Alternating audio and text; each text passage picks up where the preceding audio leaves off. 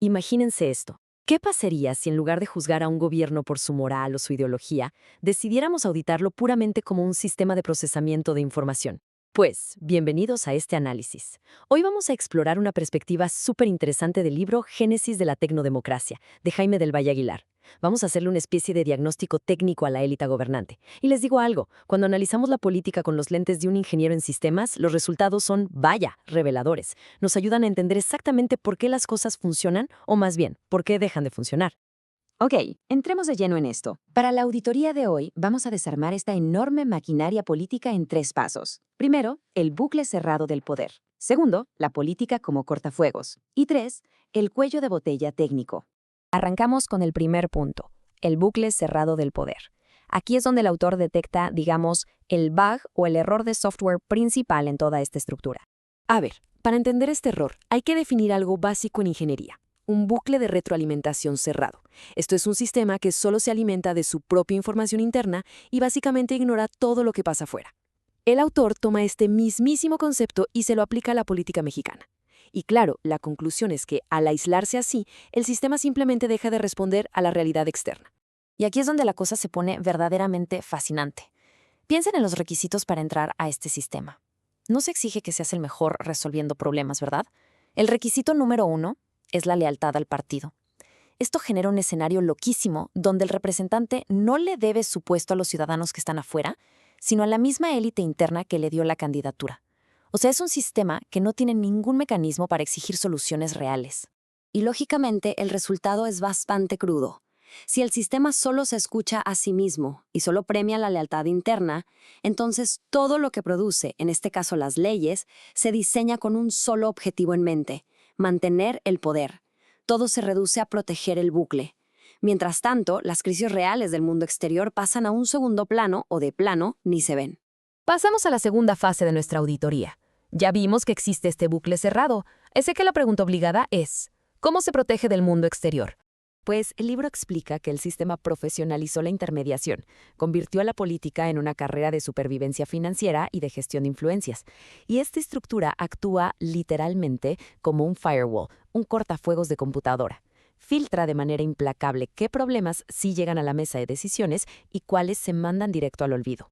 Y si se preguntan cuál es el criterio de este cortafuegos, el texto lo resume en una pregunta brutal. ¿Me conviene resolver este problema o me conviene que siga siendo un problema que me justifique? El autor llama a esto el cálculo del retorno de inversión político. Es una lógica de procesamiento súper fría, donde muchas veces, que un problema exista, es más rentable para la élite que solucionarlo de raíz. Imaginen esta lógica binaria en acción. Paso 1. Aparece una solución tecnológica o social buenísima para la gente, pero resulta que esa solución le quita control o influencia a la élite. Paso 2. El sistema la rechaza por defecto. Ojo, esto no es un accidente, no es que alguien se haya equivocado. Es el cortafuegos haciendo exactamente su trabajo, bloqueando sistemáticamente cualquier amenaza al bucle.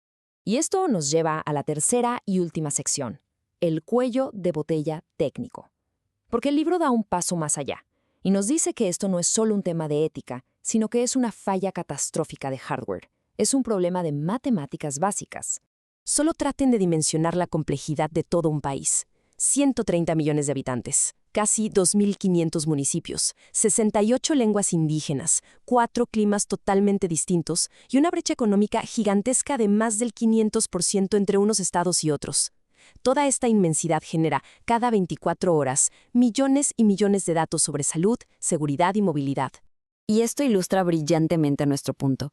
628. Ese es el número diminuto y aislado de personas a nivel legislativo encargadas de procesar toda esa monstruosa complejidad nacional. Es un cuello de botella matemático insalvable. Estamos hablando de que un solo legislador federal representa, en promedio, a más de 250,000 ciudadanos. Físicamente, neurológicamente, es imposible que una persona entienda y resuelva las necesidades reales de 250,000 de personas. El diseño del sistema está condenado a colapsar bajo el peso de tanta información. Para ponerlo en una perspectiva más clara, hoy en día, los bancos procesan millones de transacciones por segundo sin equivocarse. Las apps del clima analizan miles de estaciones en tiempo real. Plataformas como Netflix procesan que ven 200 millones de usuarios para dar recomendaciones exactas. Y del otro lado, tenemos a la élite política. 628 personas en modo analógico intentando procesar el destino y los recursos de una nación entera.